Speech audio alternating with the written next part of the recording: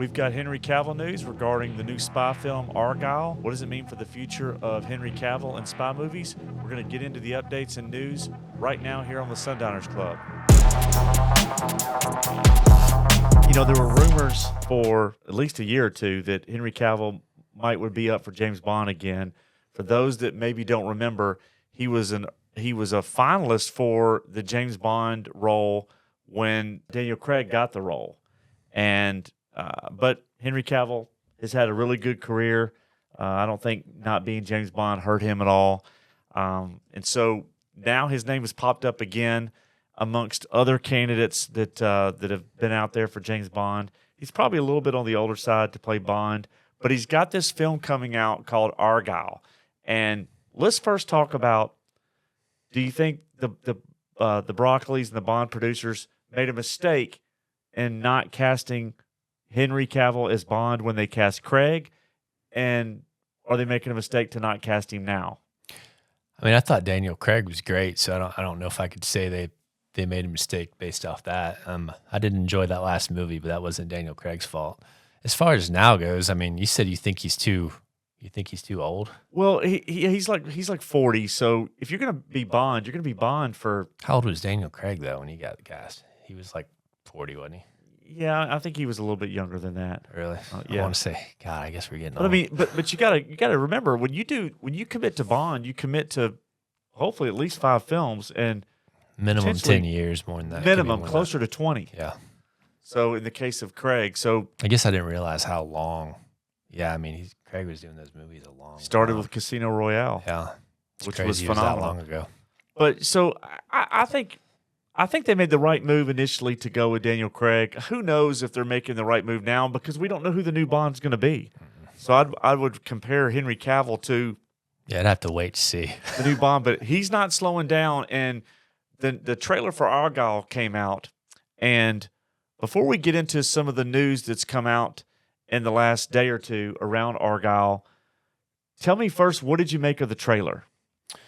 I thought it looked fun, but I mean, it looks like a completely different spy movie than James Bond. It looks more like a little more of a comedy, honestly. It's definitely got humor comedy in it. Action, and I think you said it's in the Kingsman universe, and it definitely feels more like that. But we're going to get into that, but stylistically, you could see a Kingsman style to it. Yeah.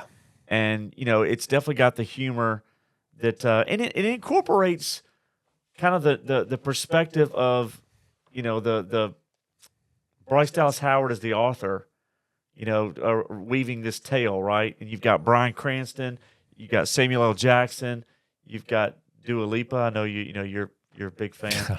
I'm not, that's sarcasm. I don't really know. She looks great though. But then you got Cavill with what's that hair called? Oh, it's like the '90s flat top. Or Yeah, what is that? those. Leave a comment. Let us know if do they just call that a flat top? But you know, it's stylistically and visually the film looks great. The trailer it ratchets up the energy with a modern take on Elvis' Suspicious Minds. Mm-hmm. So very good choice of music and the style of the trailer. You know, but here's some of the latest that's come out, and so several sites have picked it up. You know, we looked at ScreenRant, and ScreenRant did an article on the Kingsman potential crossover for Henry Cavill and Argylle. And is it more exciting for him to play this role than James Bond? I won't go so far as to say that, because it's definitely not a bigger role than James Bond. No. I mean, and so, you know, we'll talk about that in just a second when it comes to crossing over into the Kingsman universe versus James Bond.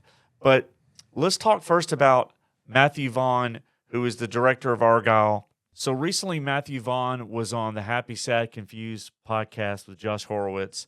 And here's what Matthew Vaughn, the director of Argylle, said about the crossover into the Kingsman universe for Argylle. Matthew Vaughn's quoted as saying, "I just like the challenge of launching new intellectual property. I think it's harder, but it's more fun. Argylle, as I said, we've got the book coming out, and we have an Argylle 2 planned. So there's a universe. What we're trying to do, what Marvel is to superheroes, we want to be to spies. We've got the Kingsman on the right. Argylle is on the left. We've got an idea for something in the middle as well. We've got these competing franchises in a galaxy that one day might meet." So he talks about bringing these two IPs, into a combined world where you've got, Taron Egerton played in Kingsman. You've even got a prequel that came out. And so it's very interesting that stylistically they fit, right? Kingsman and Argylle, you could see where the humor and the style of the visuals of the shooting and the characters, they do fit. Right. It seems like it would be in the same world, right? Yeah, no, I agree. But I mean, it's just the focus on, building out a universe already. Those are broad ambitions, especially, if you don't even know if the first movie's going to be a hit. So, yeah, and the trailer is very interesting. So Argylle gives you a glimpse of Bryce Dallas Howard's character, Ellie Conway. So she's an author and she's writing these spy novels, but the plot of her fictional books, which center on this agent Argylle, begin to kind of mirror real life, and she gets drawn into this. And so we see Sam Rockwell as a spy. We see Samuel L. Jackson. We see all these characters start to show up, including Henry Cavill. And so it's going to be interesting. I think the trailer looks good. I want to see it. What's interesting about this is it's Apple Films. So a lot of people don't realize Matthew Vaughn goes out and funds his own projects because he doesn't like to be beholden to the studios. And so, he for going from Kick-Ass into The Kingsman, he funds his own projects, and he went through Apple for distribution. So the movie, it's going to be released in the theaters in February. Then it's going to Apple TV Plus. Now, do you have Apple TV Plus? I don't. Yeah, I mean that's the problem between all the different. it's just like buying cable all over again.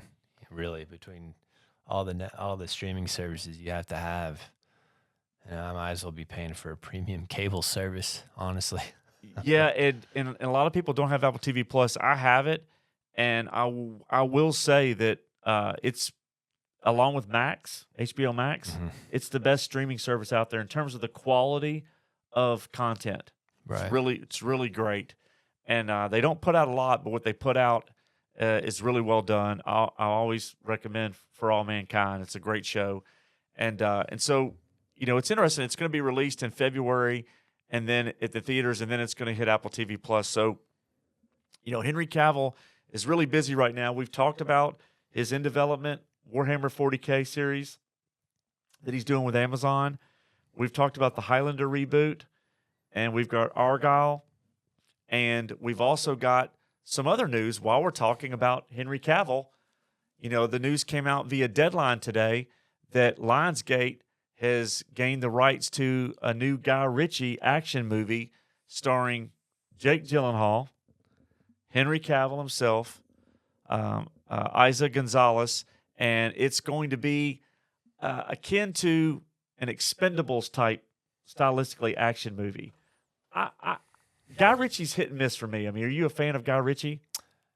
He did the King Arthur movie, and that was a movie that I thought looked so amazing in the trailers, and when I went and saw it, it was just terrible. It was just a jumbled mess.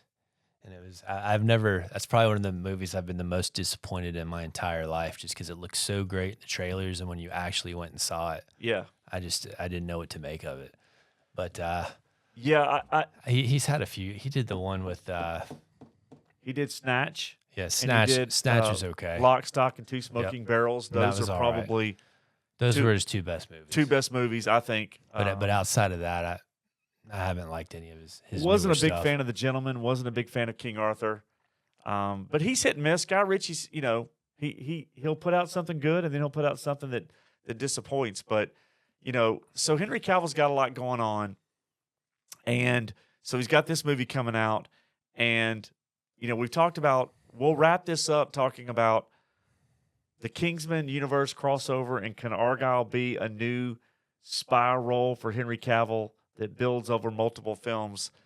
I think if you were choosing to play 007 and you're choosing to play in the Kingsman universe, you're going to play 007. Yeah, definitely. Even at its lowest, No Time to Die, coming out of the pandemic, made like $775 million, almost $800 million globally. Yeah. James Bond is still a global brand and IP that is a no-brainer, whereas Kingsman is in that 400-plus range. Now, it's a newer franchise, but at the end of the day, if he gets a chance to play Bond, you do it.